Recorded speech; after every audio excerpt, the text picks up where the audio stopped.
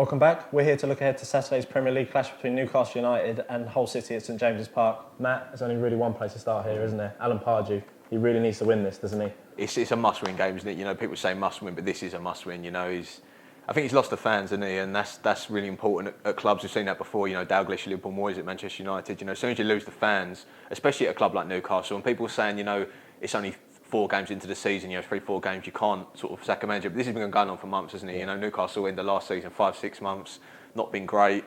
And there's problems there, you know, there's no doubt about that. The team is just not working. But, I mean, you look ahead to their opponents, I mean, Hull is plenty of reason to be optimistic for them, isn't there? Yeah, and I mean, their manager, Steve Bruce, is actually being linked with the Newcastle job, isn't he? But when you look at the two squads and the upheaval behind the scenes, would he want to take the job? I don't know. I mean, he's from Newcastle, isn't he, which might help. But you mentioned the new signings and everything. There's a lot of optimism. Abel Hernandez, really good header. Gaston Ramirez is a very good footballer. Mohamed Darmi gives them plenty of energy in the midfield, and they'll be looking to sort of hurt a wounded animal, won't they, in Newcastle? They've obviously struggled, especially last time out against Southampton. Like you say, I mean, you look at the squads and you'd probably take Hull's, wouldn't you? I mean, Newcastle's new signing, you know, Cabela's looked bright, but there's a couple of cases he's caught out defensively, isn't he? You know, Riviera up front scored some goals for Monaco last season, but he needs a goal, doesn't he? I think there's confidence. The whole team is short of confidence, which is a problem.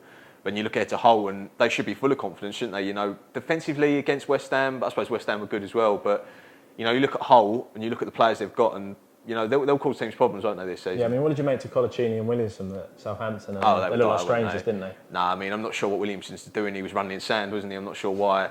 You know, Colaccini's even been linked with the managerial job as well, which is, he's a popular figure with the fans, but I'm not sure myself whether he's a top draw centre-back, but so I can't see him keeping a clean sheet in this game. I mean, what do you think? You've described it as a must-win game. Pardew needs to win it to keep his job. Will he win it? I think so, yeah. I think it'll be tight, but I'm going to back Newcastle win this 2-1.